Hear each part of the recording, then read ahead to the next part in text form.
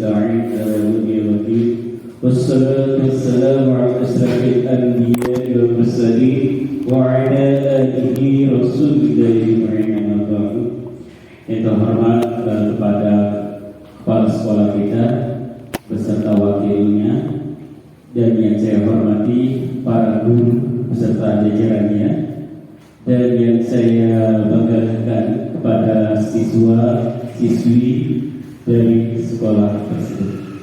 Baiklah, di sini kita akan memulai dan kolaborasinya dengan saya terutama. Jadi kita di sini membahas tentang budaya positif. Sebelumnya perkenalkan, saya Risma, calon guru penggerak angkatan 10 2024 ini. Baiklah, di sini kita langsung saja membahas tentang budaya positif. Pernah nggak sih mendengar dengan budaya positif? Apakah mendengar tentang budaya masyarakat saja? Pastinya nggak asing lagi sebenarnya ya kalau diterapkan di sekolah kita ini. Memang selama ini kita sudah menerapkan budaya positif ini, namun kita belum tahu apa sih namanya budaya positif di sekolah kita itu. Masih disiplin, masih dengan budaya-budaya seperti biasa yang sesuai visi-misi, ya kan? Itu biasanya yang diingatkan selalu oleh kepala sekolah ataupun yayasan. Nah, di sini dalam guru penggerak ini, dalam Kemendikbud ini mengatakan peraturan yang ada di sekolah ataupun institusi itu menamakan dengan budaya positif. Budaya positif ini terbagi dari berbagai budaya. Ada budaya disiplin positif, Nah, disiplin positif biasanya di sekolah itu disiplin, harus disiplin sekolah,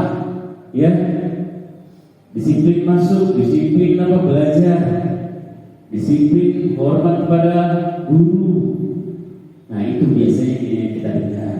Namun di setiap rangkuman untuk masyarakat sekolah itu dinamakan dengan budaya positif.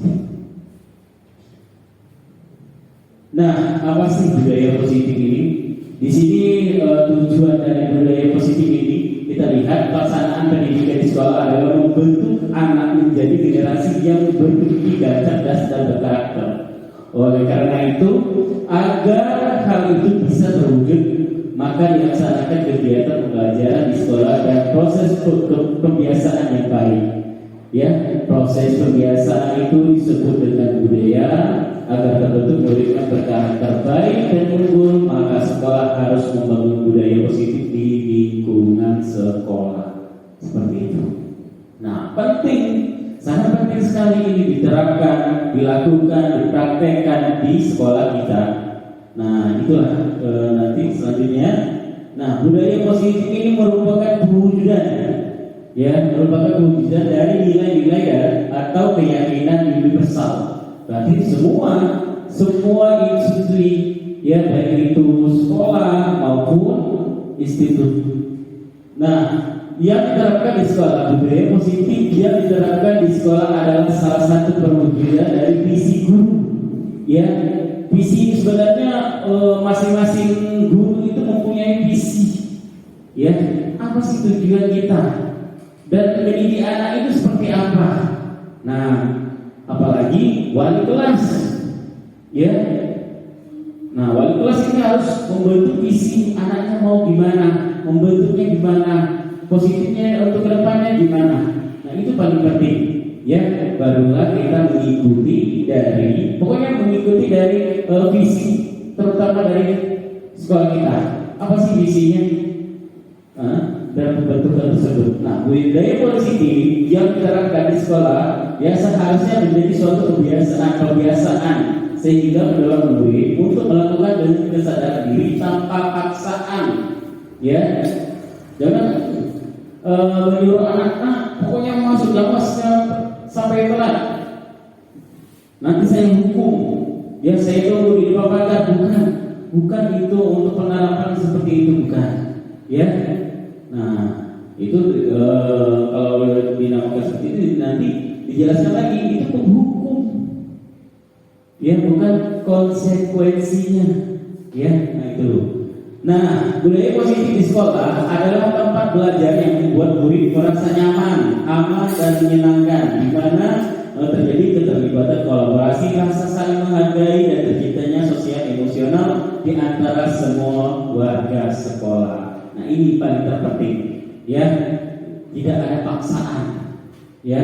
Apalagi dengan marah-marah, jangan. Nah, kata-kata jangan ini diubah.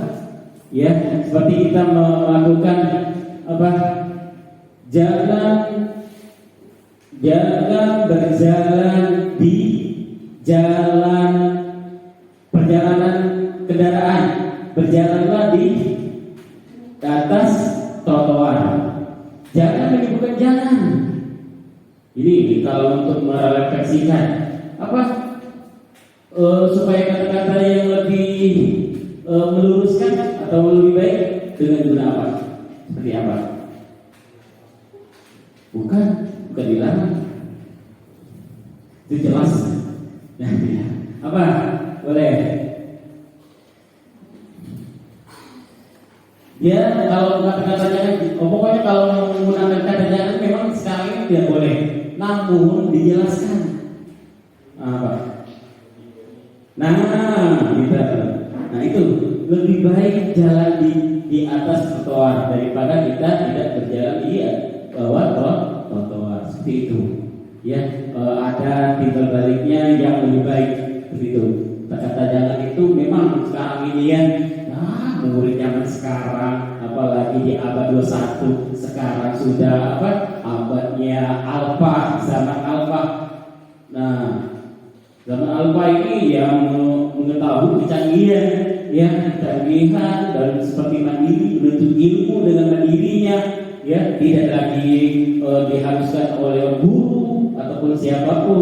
Yang penting zaman alfa ini kalau tidak mempelajari, mereka akan ketinggalan, seperti itu. Ya, sudah dilalui sekarang ini zaman Z, ya. Zaman Z itu sudah dilalui, sekarang sudah zaman alfa. Ya, zaman alfa ini mulainya tahun 2013 itu sudah berproses, ya, 2013 hingga sekarang itu zaman alfa.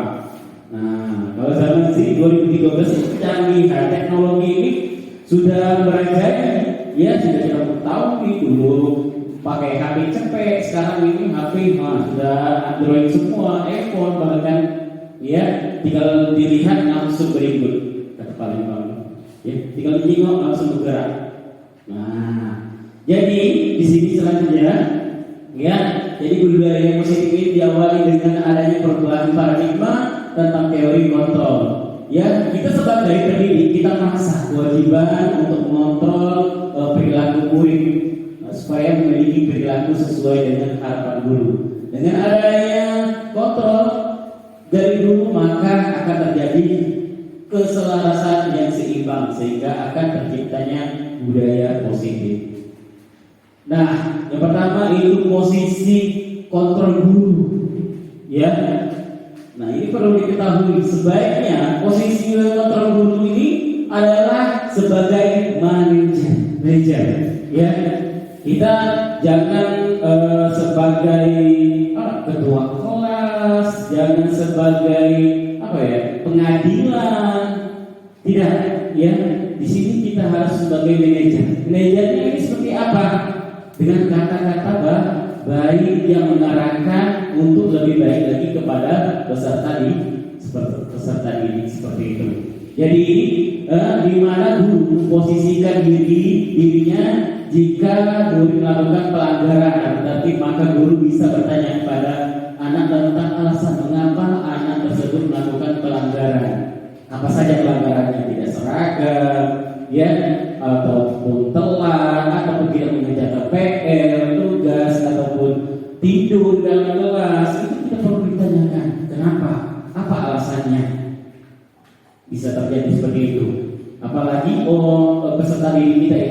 berhari-hari, tiap hari, hampir tiap minggu, tiap hari bahkan ngantuk terus di dalam kelas, itu pasti ada sebabnya seperti itu, ya. Nah, makanya kita sebagai manajer itu seperti apa? Ini kita masuk dalam posisi dengan teori segitiga restitusi, ya. Nah, ini yang utama sebagai guru. Kita tidak bisa mengecek langsung. Kenapa udah keluar, nggak masuk, tidak boleh lagi sekarang ini, ya. Perlunya pembelajaran psikologi itu penting bagi guru, ya. Apalagi kita sudah mengalami proses kuliah kan. Kita mengalami proses kuliah itu pastinya pernah belajar dengan mata kuliah psikologi. Nah, apalagi saya sudah mempelajari kita jurusan guru, ya kan? Alhamdulillah jurusan guru pendidikan agama Islam, ya kebetulan. Jadi itu banyak sekali yang dipelajari mata kuliah pendidikan agama Islam ini, baik umum, khusus, bahkan apapun statistik itu semua dipelajari, ya. Nah, itu keunggulan dari kalau kita masuk agama dapat, umum dapat, matematika semuanya dibahas, semuanya dapat seperti itu. Apalagi sekarang, zaman sekarang kalau kita ketinggalan dengan teknologi, udah nggak mesti paham dengan agama, ceramah ataupun inilah hukum ini, enggak. Sekarang ini kalau kita sebagai guru nanti ketinggalan, apalagi kita sesuai dengan nama sekolah kita, ya kan? Nah, teknologi ini perlu dikembangkan, ya. Tidak sebatas apalagi kita sekolah ini harus ada pengembangan, itu harus, ya. Itu untuk lebih baik lagi kemajuan kita bisa melewati perkembangan zaman yang akan datang seperti itu.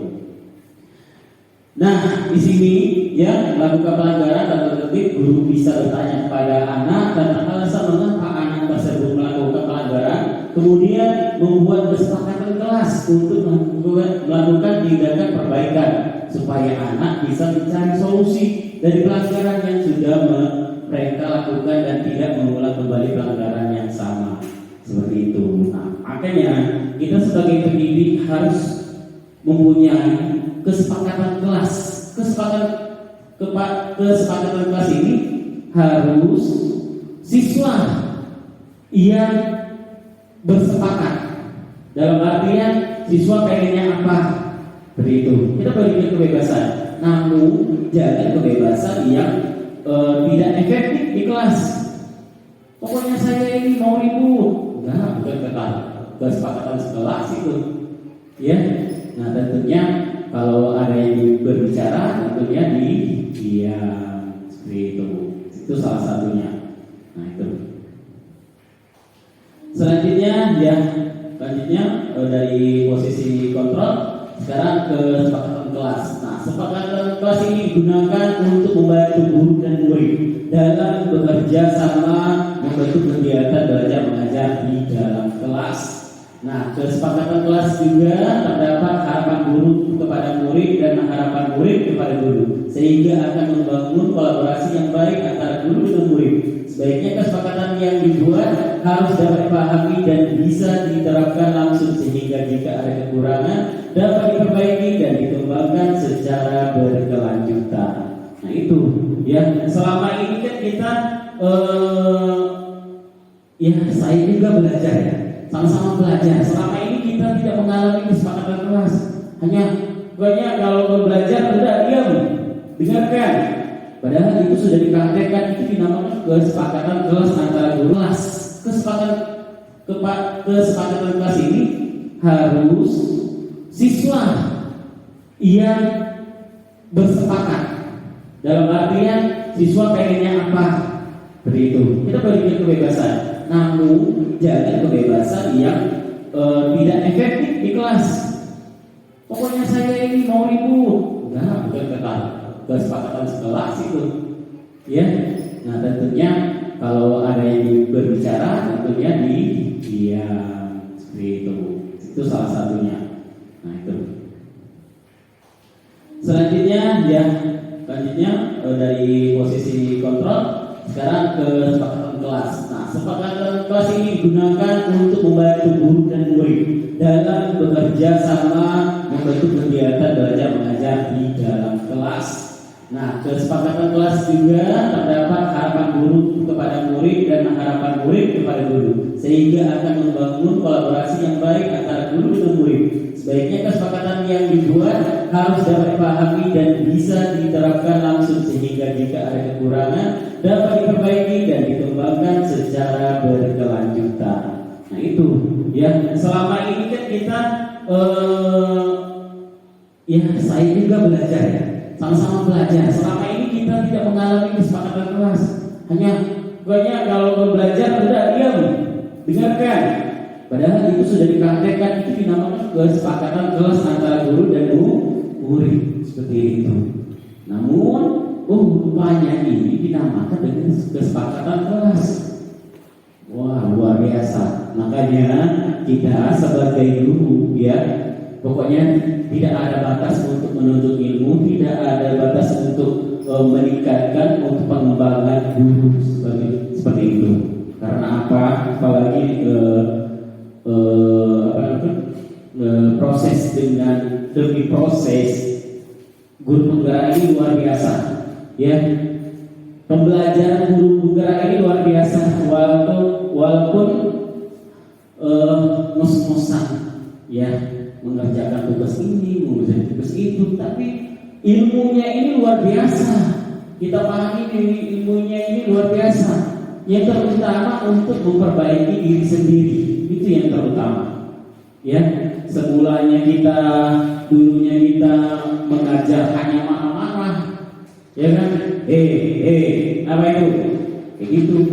Ya, itu sekarang ini mau pahami. Enggak kayak gitu lagi. Ayo anak-anak, ayo, siapa sebutkan namanya? Ya, nah itu. Ya, supaya apa? Lebih baik lagi.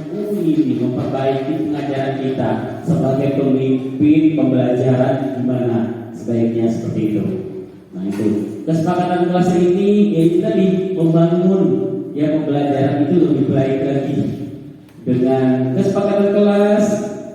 Biar tahu, ingat guru dan siswa itu seperti apa sepakatannya.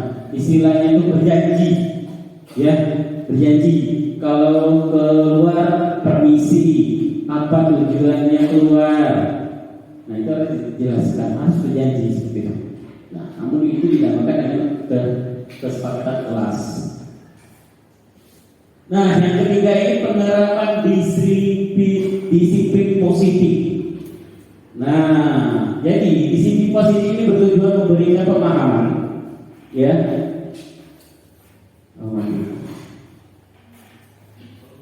Turun. Nah, disiplin positif ini ya harus apa ya? Harus diperlakukan dengan baik ini, ya. Dan juga menyambung dari kesepakatan kelas tadi, ya. Baik itu disiplin dalam pakaian, ya, jam masuk, keluar sekolah, nah itu harus disiplin. Semuanya disiplin dalam kelas, disiplinnya harus ruangan bersih, ya, tidak berantakan. Nah itu, ya, seperti itu.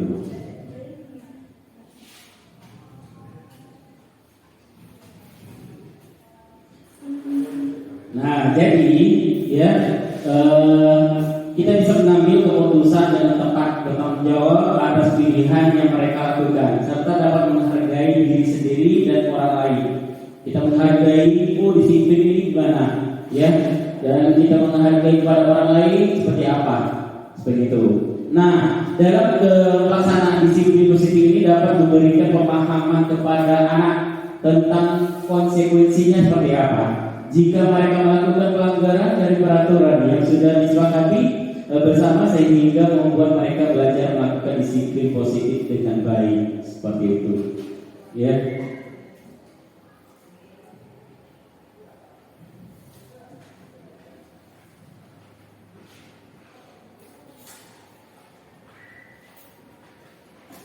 Ini memang Ya. Saya alhamdulillah dengan lancar. Pagi tadi saya ujian proposal tesis, alhamdulillah masih mendapatkan nilai yang luar biasa, dan juga prosesnya itu ada yang ngegas, ada yang pokoknya kita jangan ngegas juga, injil aja kata orang Jawa itu, iya saja. Yang penting turuti apa kata dosen ataupun kata orang itu maunya seperti apa. Nah itu, alhamdulillah selesai jam 11 pun mati lampu, ya. Setelah ujian mati lampu langsung dari yang kemarin sampai sini mati lampu.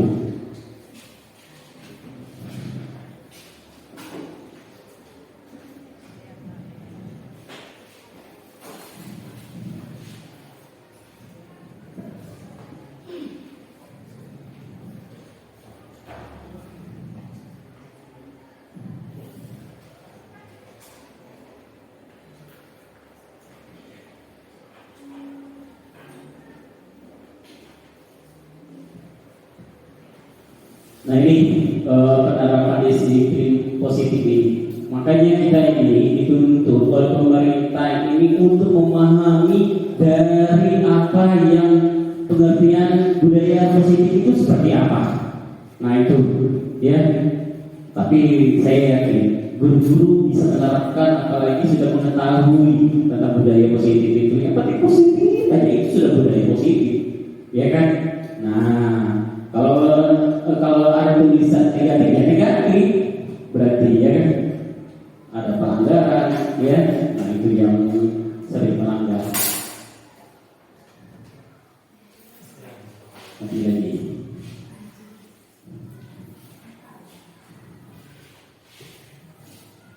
Nah kita sembari berjalan saja, ya. Jadi dengan langkah-langkah budaya positif tersebut, maka diharapkan penerapan budaya positif dapat menumbuhkan dan mengembangkan sikap gotong royong, ya, tercipta kolaborasi yang baik antara semua warga di sekolah, memiliki rasa peduli, mandiri, dan mengambil keputusan yang tepat dan serta bertanggung jawab atas setiap tindakan yang dilakukan. Nah, sebagai guru harus mampu mendidik dan menuntun anak agar generasi-generasi yang dapat menjadi kebanggaan sekolah, keluarga, dan masyarakat, sehingga dimanapun anak berada mereka bisa menerapkan dan memberikan teladan-teladan karakter yang baik, seperti itu.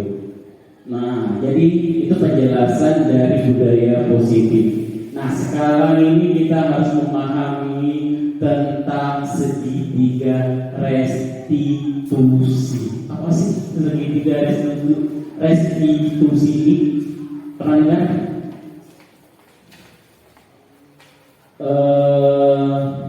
Belum pernah dengar? Belum. Pastinya, ya. Sebenarnya kita ini sudah melakukan, ya. Apalagi terutama guru-guru yang sering pemarah, ya, sering menjadi jalan tengah, seolah-olah dia bisa mengatur yang ditakuti oleh siswa, ya. Tetapi jalannya ada yang salah, ada juga yang benar, ya. Tapi ya di sekolah kita mudah-mudahan benar semua, ya. Selagi itu anak kita sukses, banyak yang sukses, berarti itu benar jalan kita. Ya kan? Ya. Itu tadi, kita tidak orang yang sempurna. Yang sempurna itu siapa? Allah. Ya. Kita bukan orang yang sempurna. Makanya dari itu kita harus merefleksi setiap hari terus. Setiap kita belajar apa yang kurang, ya, yang kita terapkan kepada anak atau kepada diri kita sendiri, apa yang kita bicarakan, apa salah atau benar, seperti apa. Makanya kita sering-sering merefleksi, begitu, ya. Itu terpenting, ya. Istilahnya itu koreksi diri sendiri. Seperti apa? Apakah kita ini kurang menarik untuk mengajar? Apakah sangat pemarah atau bisa diterima, anak-anaknya bisa menerima dengan menyenangkan atau gimana? Berarti prosesnya itu, ya, gimana caranya agar lebih baik dan diterima oleh peserta didik kita seperti itu. Nah, yang selanjutnya ini tunggu kegiatan, jadi pengalaman keyakinan kelas tadi, ya sudah dijelaskan. Keyakinan kelas seperti apa, ya kesepakatan kelas. Nah, selanjutnya ini dengan menggunakan segitiga restitusi. Apa sih segitiga restitusi ini? Dijalankan seperti apa? Ini contoh, misalkan ya, kita ini bukan banyak pemerintah ini untuk memahami dari apa yang pengertian budaya positif itu seperti apa. Nah itu, ya. Tapi saya yakin guru-guru bisa menerapkan, apalagi sudah mengetahui tentang budaya positif itu. Yang penting positif aja, itu sudah budaya positif, ya kan? Nah, kalau ada tulisan negatif, berarti ya kan ada pelanggaran, ya. Nah itu yang sering melanggar. Lagi.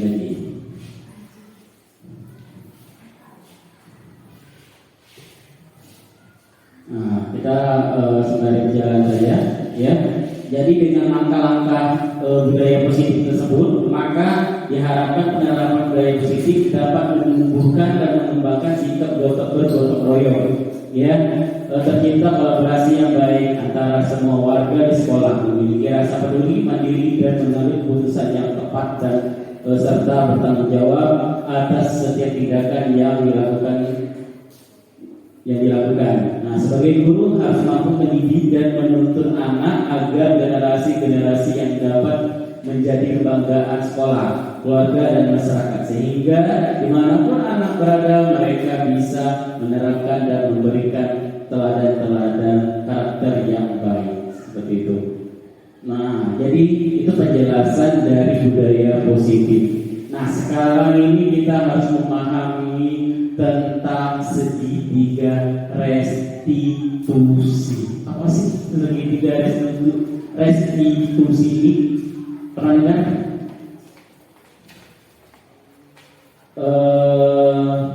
Belum pernah dengar? Belum. Pastinya, ya. Sebenarnya kita ini sudah melakukan, ya. Apalagi terutama guru-guru yang sering pemarah, ya, sering menjadi jalan tengah, seolah-olah dia bisa mengatur, ya, yang ditakuti oleh siswa, ya. Tetapi jalannya ada yang salah, ada juga yang benar, ya. Tapi ya di sekolah kita mudah-mudahan benar semua, ya. Selagi itu anak kita sukses, banyak yang sukses, berarti itu benar jalan kita, ya kan? Ya, itu tadi kita tidak orang yang sempurna. Yang sempurna itu siapa? Allah, ya. Kita bukan orang yang sempurna. Makanya dari itu kita harus merefleksi setiap hari dan perlu setiap kita pembelajaran apa yang kurang, ya, yang kita terapkan kepada anak atau kepada diri kita sendiri, apa yang kita bicarakan, apa salah atau benar, seperti apa. Makanya kita sering-sering merefleksi, begitu, ya. Itu terpenting, ya. Istilahnya itu koreksi diri sendiri. Seperti apa? Apakah kita ini kurang menarik untuk mengajar? Apakah sangat pemarah atau bisa diterima anak-anaknya, bisa menerima dengan menyenangkan atau gimana? Berarti prosesnya itu, ya, gimana caranya agar lebih baik dan diterima oleh peserta didik kita seperti itu. Nah, yang selanjutnya ini tunggu kegiatan, jadi pengalaman keyakinan kelas tadi, ya, sudah dijelaskan. Keyakinan kelas seperti apa, ya, kesepakatan kelas. Nah, selanjutnya ini dengan menggunakan segitiga restitusi. Apa sih segitiga restitusi ini? Dijalankan seperti apa? Ini contoh, misalkan ya, kita ini bukan banyak ya. Ada salah satu siswa yang selalu datang terlambat. Ya, kita masuk jam berapa? jam 7 tepat. Jam 7 tepat sudah di dalam kelas. Nah, biasanya anak-anak kalau di sipil itu setengah 7 aja sudah ada di kelas. Ya, belum ada. Ya. Nah, itu perlu peningkatan, ya. Ya. Iya.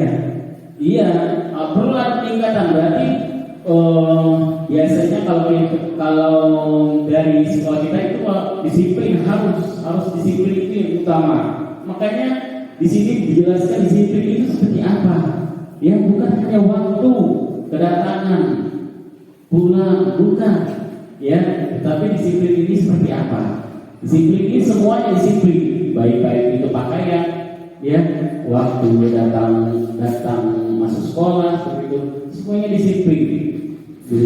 Disiplin dengan cara seperti apa, ya. Nah, itu perlu diperhatikan.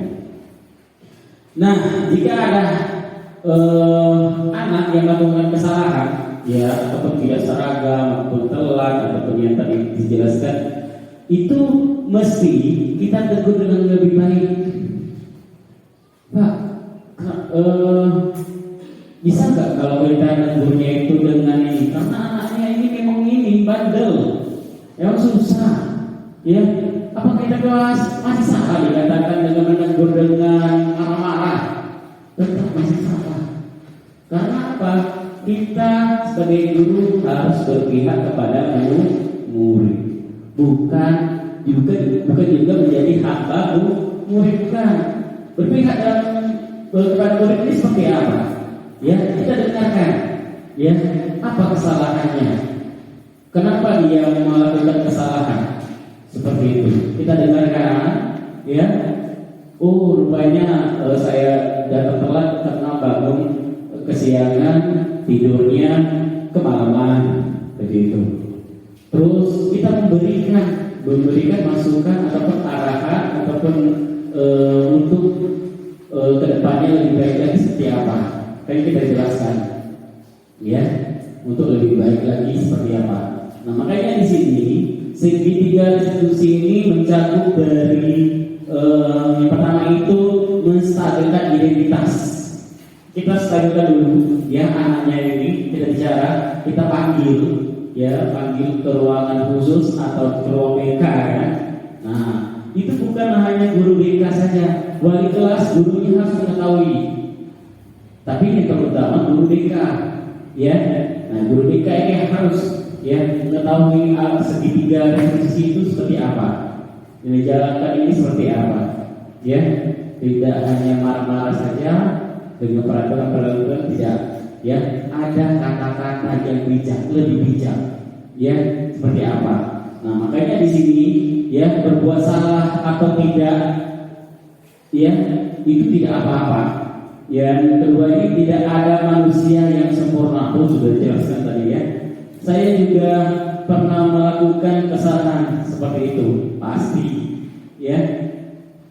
Pernah nggak datang telat semasa sekolah dulu?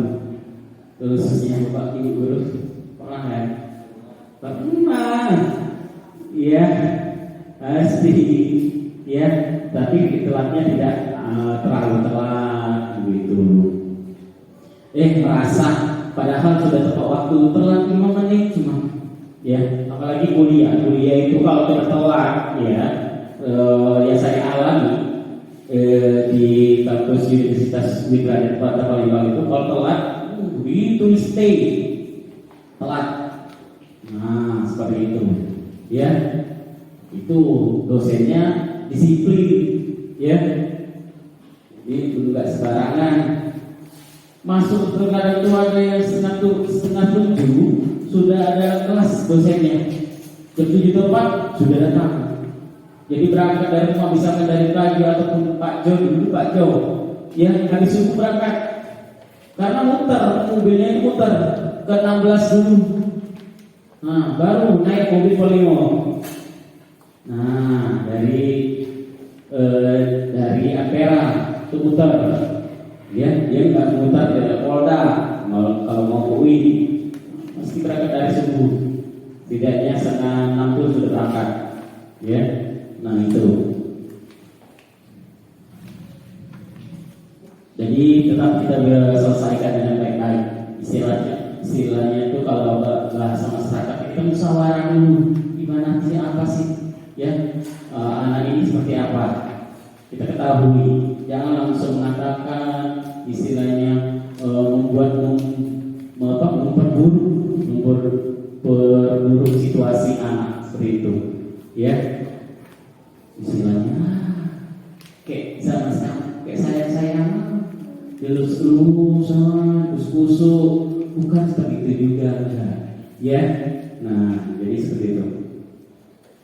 Nah, untuk sesi 2 ini validasi, itu tindakan yang salah, ya. Apa sih dari kesalahannya? Kita dengarkan, ya. Kesalahannya, seperti ini, alasannya seperti apa? Kita dengarkan dulu, ya. Jangan kita langsung mematahkan dia, ya. Kita dengarkan dulu. Mungkin ada unek-unek, ya. Dia nggak suka dengan guru ini, nggak suka dengan guru ini apa, ataupun orang tuanya kesiangan, ataupun orang tuanya malas nganter, ataupun apa nggak ada kendaraan, semuanya pasti ada sebabnya seperti itu. Makanya kita ketahui. Jadi menurut dari teori kontrol ini, semua tindakan manusia baik atau buruk pasti memiliki maksud semuanya, seperti itu. Ya, padahal bisa melakukan yang lebih buruk dari ini sebenarnya, ya. Tetapi bisa diperbaiki yang lebih baik lagi, ya. Bisa saja membuat lebih buruk dalam kelas, membuat peraturan lebih buruk itu bisa saja, ya. Namun dalam prosesnya ini untuk lebih baik itu dalam proses yang sangat yang sangat kuat, ya. Tidak hanya dengan perkataan, ya. Tentunya harus dengan perbuatan prakteknya seperti apa, seperti itu. Main panasnya. Apa ini?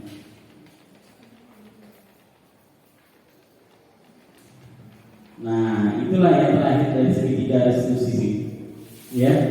Jadi untuk guru. Ini gurunya ada 5, 6.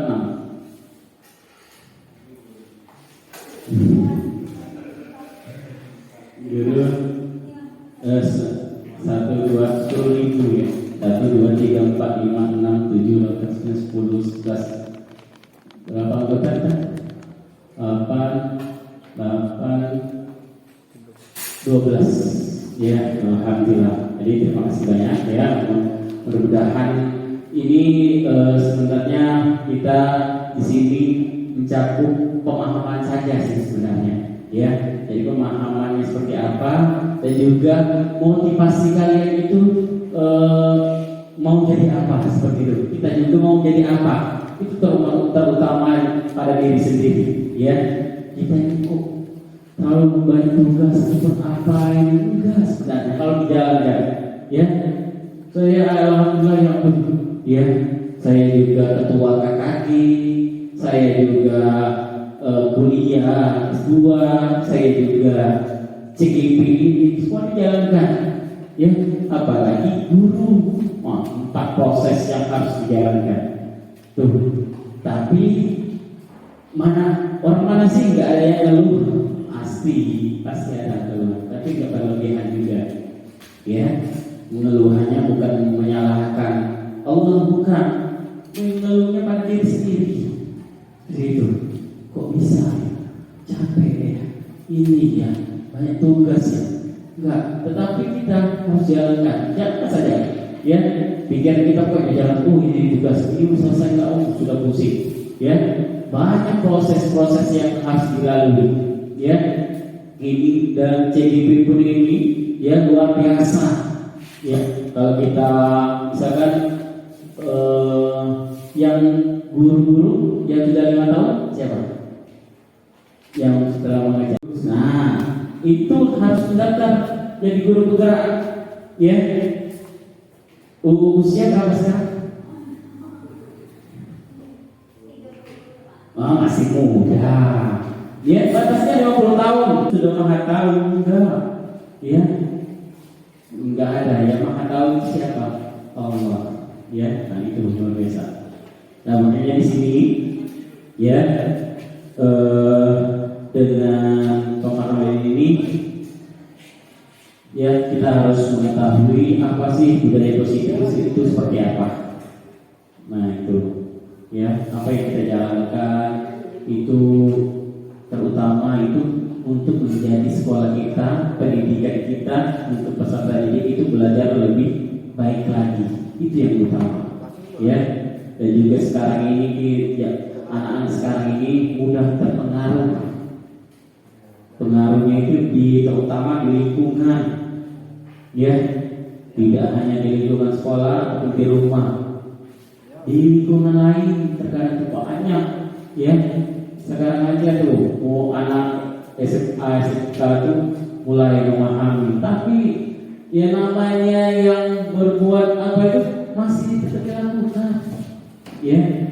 Itulah kata Nabi, seorang sahabat bertanya, ya Rasul, nah sama ya, apa sih perang kita yang paling besar itu perang apa? Yang paling besar itu melawan apa? Hawa nafsu. Itu paling besar, bukan perang Badar. Ya, bukan. Padahal sudah besar, sudah menghabisi ribuan orang, ya. Tetapi melawan hawa nafsu. Nah itu, ya. Nah, makanya di sini untuk sebagai peserta didik juga kita harus lebih dewasa lagi pemikirannya, ya. Dan juga harus lebih baik. Ada tujuannya, harus mempunyai visi, ya.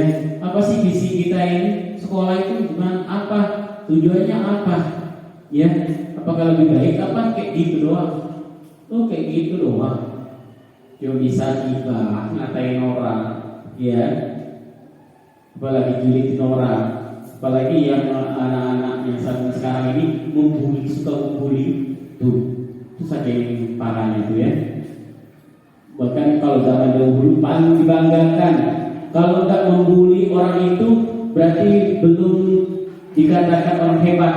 Kalau dulu ya, tetapi kalau sekarang ini nggak tahu, ya masih ya. Pokoknya kalau belum membuli, mengatakan orang itu, ya apalagi orang introvert, ya orang sudah diam, dibully pula, ya. Nah itu yang susah, pasti itu ya. Ini makanya itu di depan guru baik orangnya, ya menurut di belakang sok pintar, sombong, ngatain orang pula tuh. Ya, kita sebagai guru juga jangan hanya sebatas tidak kelas saja, harus mengetahui karakter pendidik itu seperti apa, karakter peserta didik itu seperti apa. Ya, makanya kita harus bisa menilai. Jadi sebagai guru kita bukan hanya mengajar, tapi mendidik. Ya, mendidik ini di dalam segala hal, baik di dalam kelas maupun di luar kelas. Ya, itu perbaikan pada diri kita sendiri, pada diri saya sendiri. Ya, itu terutama. Nah, selama ini kita belum memahami mengajar yang baik itu gimana sih? Rupanya ada kesepakatan kelas, rupanya ada SDK ataupun ada kegiatan-kegiatan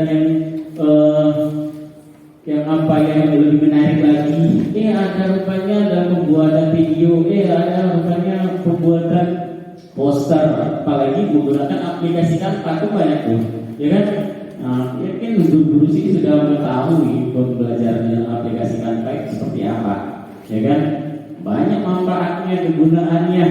Dan penelitian juga pun, ya penelitian dari sebuah judul tesis saya itu pengembangan, ya bukan kuantitas, pengembangan yang sudah diteliti orang, lalu kita kembangkan bagaimana sih dari teori pembelajaran ini dengan menggunakan aplikasi Canva. Alhamdulillah anak-anak kita itu bisa membuat video pembelajaran itu luar biasa, ya karena kreativitas mereka sangat luar biasa. Ya, kita hanya mengajarkan ini caranya gimana, ya. Nah itu alhamdulillah anak-anak lebih kreatif lagi, malah memasukkan audionya, menjelaskan, ya lebih unik lagi suaranya. Ya, kalau kita masih suara datar seperti itu, nah itu. Makanya kita harus lebih bisa daripada peserta didik. Ya, harus melampaui sebagai guru. Ya, nah sebagai murid juga jangan hanya menerima. Ya, setelah diberikan baru dimodifikasikan seperti apa. Oh ini diberikan guru ini, oh tempelnya masih biasa. Dan tempel yang lebih menarik lagi seperti apa? Ya, nah itu termasuk dalam budaya positif juga. Ya, yang semulanya guru mengajar dengan biasa saja, dan pembelajaran yang biasa saja, rupanya dikolaborasikan dengan teknologi yang canggih dengan kreativitas mereka sendiri. Seperti itu. Kita harus bangga, ya, pada peserta didik kita. Kita hanya membuat video dengan sesingkat seperti ini, jelas pada rakyat. Namun itu tadi, ya, kita harus lebih kreasikan dengan pengembangan video tersebut. Ya, sekarang ini jadi konten semua. Ya, apa-apa jadi konten, apa-apa jadi konten kreator, tiktokers. Nah, ya, tapi alhamdulillah banyak yang nonton. Ya, banyak yang nonton. Baru upload sebentar sudah ratusan, dari ribuan. Ya, nah ini tadi, ya kuncinya gimana? Konsisten. Kuncinya konsisten. Ya, baru sedikit, baru 5 orang, baru berapa orang melihat. Ya, terus saja buat terus, share terus. Berarti konsisten, dikatain terus, oh ini terus, enggak perlu malu. Yang penting konsisten intinya. Apapun kegiatan yang lebih baik itu, yang positif itu harus konsisten. Itu yang utama. Konsisten itu yang lebih utama. Seperti itu. Nah itu saja motivasi saya untuk menjadi kita, terutama diri saya sendiri, ya, dan untuk kita semuanya, ya. Kemudahan kita mendapatkan yang luar biasa, bermanfaat. Ingat, kita itu yang ditakuti iblis itu ada. Apa yang ditakuti iblis? Yang paling ditakuti apakah orang yang berilmu, apakah orang yang ahli ibadah, ataukah orang yang apa? Orang yang berilmu. Kenapa dikatakan orang yang berilmu?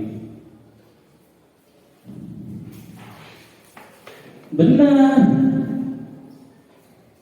orang ahli ibadah belum tentu berilmu. Ya, beribadah tunggu, tahu tumak ninanya apa, ahli tumak nina, ya kan? Terus membaca kita itu apa hukumnya, terkadang nggak dibaca lagi. Kenapa nggak baca doa kunut tuh terkadang tuh. Nah, ini yang terjadi rata-rata ini. Jarang membaca doa kunut. Kalau Muhammadiyah jelas, mereka tidak membaca doa kunut. Tetapi ini Muhammadiyah enggak, ya ahli sunnah wal jamaah ngaku enggak. Saya mengikuti dari apa? Dari Kementerian Agama. Ya, yang benar kalau betul. Tapi ada yang mengatakan ahli sunnah wal jamaah, soal sunnah enggak, sunnah Nabi enggak. Mengatakan itu kebanyakan seperti itu, ya. Nah, tetapi kita terus perbaiki. Oh ini ahli sunnah wal jamaah ini yang kita ikuti ini ibadah yang ditutup oleh Rasul itu ini seperti itu. Nah ya, tetapi orang yang berilmu masih kalah orang yang memberi manfaat. Nah, kenapa berilmu doang tapi tidak memberi sesama atau berbagi ke orang lain? Percuma, ya, percuma. Tentunya kalau kita sudah berilmu harus memberi manfaat kepada orang lain, ya, supaya apa? Supaya ibadahnya bukan pada diri kita sendiri, ya. Kita berbagi ilmu yang bermanfaat adalah orang yang dapat dari kita, dan mereka mengajarkan kepada orang lain, itu yang bermanfaat. Ya, bukan kita mengajarkan kepada orang, sudah bukan seperti itu, belum bermanfaat. Tunggu dia mengajarkan kepada orang lain, baru bermanfaat. Itu yang terus mengalir, ya, bukan hanya infak apa kita infak itu yang pahalanya yang terus mengalir, bukan itu saja, ya. Nah itu dalam artian orang, ya. Nah itu, ya, kita ini kan manusia, tentunya kita ini dituntut mencari keridhaan Allah, mencari pahala, ya, mencari apa? Masuk surga. Ya, apa sih pengertian tersebut? Seperti itu. Ya. Nah, itu. Jadi mudah-mudahan dari penjelasan sini, dan terima kasih banyak ya atas waktunya. Mohon maaf kalau ada salah kata, ucapan, perbuatan saya dengan mengenai si Bapak ini ngatain seperti ini. Ada nggak tadi ngatain? Enggak ya. Tapi terima kasih banyak ya atas waktunya. Jadi untuk merangkum ya, acara kita hari ini yang saya pahami judulnya adalah budaya positif. Kemudian di antara tujuan atau maksud dari budaya positif ini adalah proses pembiasaan hal baik di sekolahan. Pembiasaan tersebut baik dari gurunya, dari instansinya, ataupun dari siswanya, dari peserta didik. Kemudian di antara cara menggapai budaya positif tersebut, pertama berfokus pada mewujudkan visi guru dulu, kemudian dengan kesadaran diri siswa tanpa paksaan dalam menjalankan budaya positif tersebut, kemudian membangun rasa nyaman, aman, menyenangkan dengan kolaborasi dan saling menghargai. Kemudian di antara poinnya yang pertama adalah posisi kontrol guru. Di sini memposisikan guru sebagai manajer, maksudnya bukan juga sebagai bos yang mana mengarahkan dan menunjukkan yang mana benar dan yang salah. Kemudian memperbaikinya diantaranya dengan mencari solusi dan membuat kesepakatan kelas. Dan kesepakatan kelas ini adalah poin keduanya, yaitu yang disepakati itu sesuatu yang bisa dipahami dan diterapkan. Kemudian jika ada kekurangan, maka diperbaiki dan dikembangkan. Kemudian yang ketiga adalah penerapan disiplin positifnya dengan cara memahami konsekuensi dan manfaat disiplin tersebut, bertanggung jawab dan agar menjadi mandiri dengan penerapan disiplin positif tersebut. Kemudian dengan berdasarkan segitiga restitusi, poin keempat ini saya catat di sini. Kemudian di antara contohnya adalah seperti ketika ada masalah di siswa-siswa yang terlambat atau melakukan pelanggaran di sekolah, maka yang pertama kali kita lakukan adalah mencari tahu penyebabnya dulu, mencari tahu sumber masalahnya. Jangan langsung mengambil keputusan sepihak. Kemudian berpihak kepada murid yang pertama, berpihak kepada murid dan memberikan solusi dari masalahnya, mendengarkan alasannya. Kemudian dengan cara menstabilkan identitas yang baik, salah atau tidaknya tersebut, dan memahami bahwa setiap orang pernah melakukan kesalahan, maka hal tersebut dilakukan dengan cara musyawarah, dengan cara menganalisa dulu. Ketika diketahui, dianalisa sumber masalahnya apa, kemudian lakukan cara yang tepat dalam menyelesaikan masalah tersebut. Kemudian melihat tindakan yang salahnya atau dimaksud tadi validasi.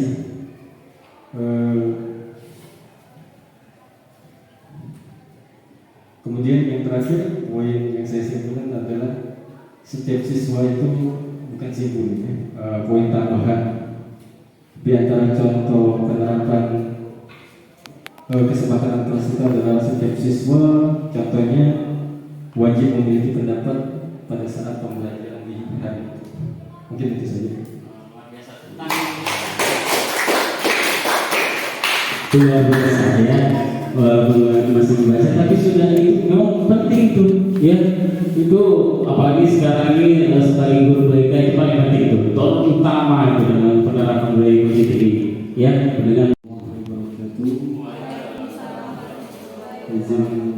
bertanya Pak Adi tentang kesepakatan kelas. Saya mungkin butuh minta contohnya untuk antara guru dan siswa di kelas, kesepakatan kelas itu seperti apa contohnya di antara. Ya, terima kasih Pak. Baik, terima kasih dengan Bapak Apresi.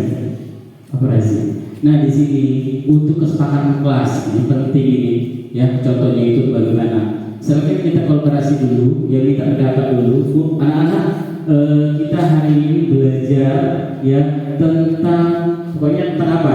Tentang teknologi dan pembuatan video pembelajaran. Nah, anak-anak, dalam pembuatan video pembelajaran ini kita harus apa?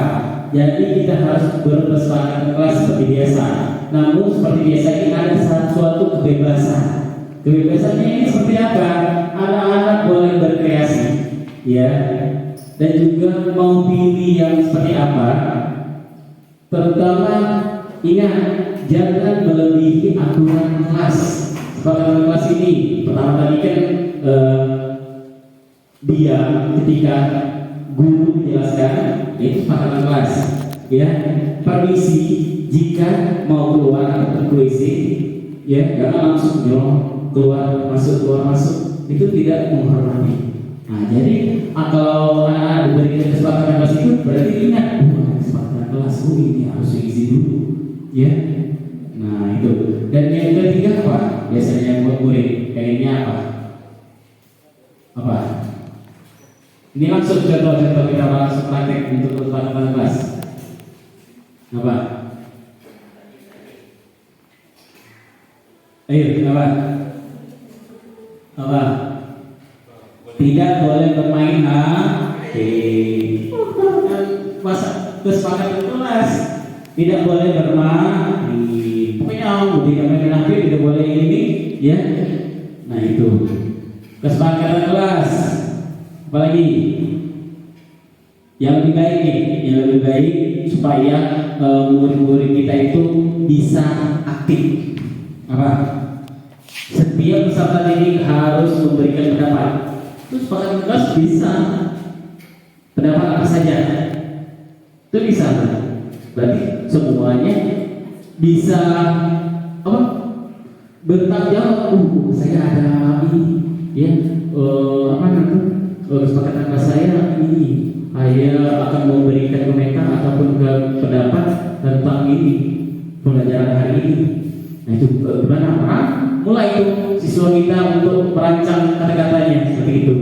Itu bisa meningkatkan pembelajaran. Nah, ada lagi apa lagi? Banyak ya untuk kesepakatan kelas ini. Banyak. Itu contohnya. Itu paling penting. Ya, ini luar biasa. Berpenggerak ini kita memahami, ya, tentang itu. Jangan kesepakatan kelas hanya diam. Nanti diam semua, ya. Terus apa? Hanya keluar kondisi bukan itu saja, ya. Tetapi yang membangun pembelajaran itu lebih baik itu seperti apa, ya. Nah, itu penting itu sebenarnya, yang supaya siswa kita itu aktif semua. Nah, itu contohnya. Istilah itu arah tanggung jawab. Istilah itu peserta didik itu mempunyai tanggung jawab mereka. Itu. Yes. Ada lagi? Ya, satu lagi pertanyaan.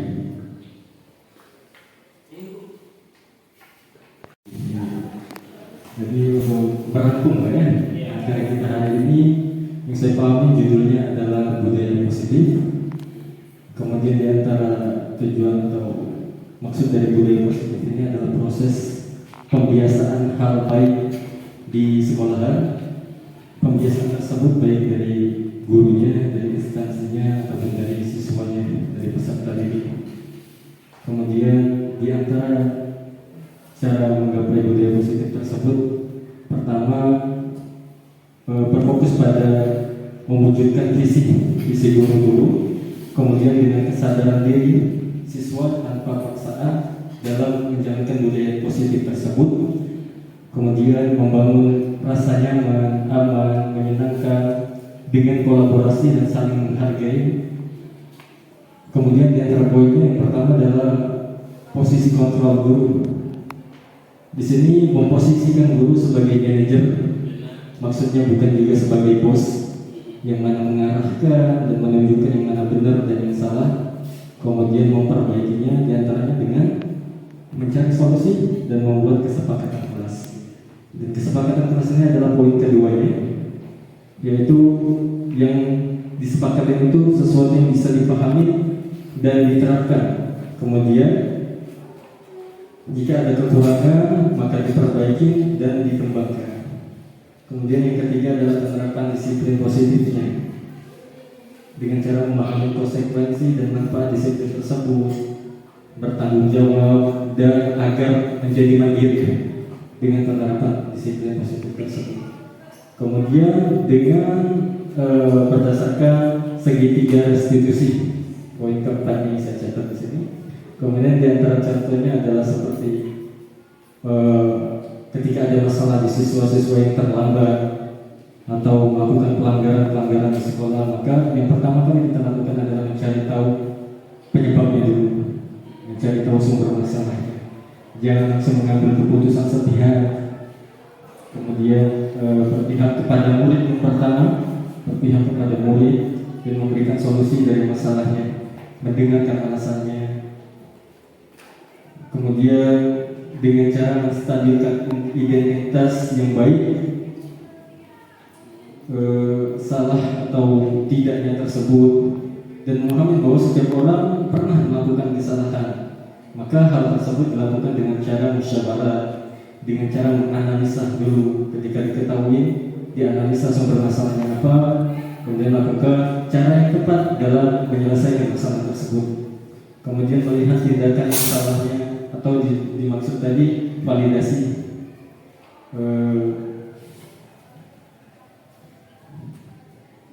Kemudian yang terakhir, poin yang saya simpulkan adalah setiap siswa itu bukan simpul, poin tambahan di antara contoh penerapan kesepakatan kelas itu adalah setiap siswa contohnya wajib memiliki pendapat pada saat pembelajaran di hari.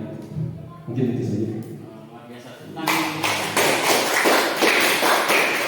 Luar biasa ya, walaupun masih dibaca, tapi sudah itu memang penting itu, ya. Itu apalagi sekarang ini sebagai guru BK itu paling penting itu, tolong utama itu dalam penerapan budaya positif ini, ya. Dengan terima kasih banyak atas kehadirannya dan refleksinya luar biasa, menyimpulkannya bahwasanya kita harus lebih baik lagi sebagai pendidik, lebih baik lagi, dan sebagai peserta ini kita harus memahami, ya, dengan bijaksana seperti itu. Namanya setiap lingkungan kita berada pasti ada aturan. Dalam keluarga saja semuanya ada aturan seperti itu, ya. Banyak itu saja saya tutup, ya. Assalamualaikum warahmatullahi wabarakatuh. Assalamualaikum warahmatullahi wabarakatuh.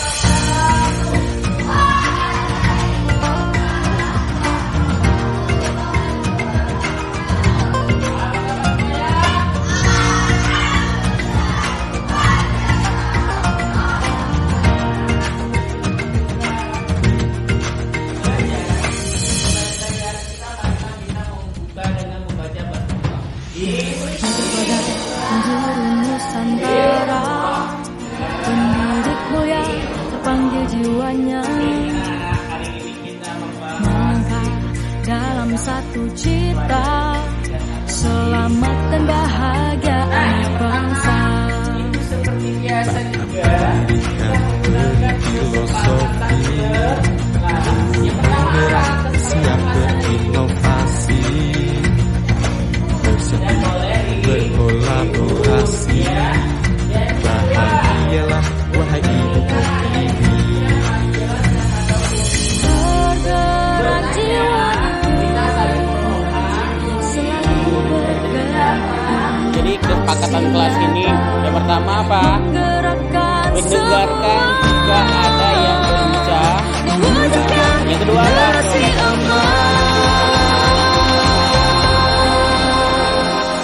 Yang ketiga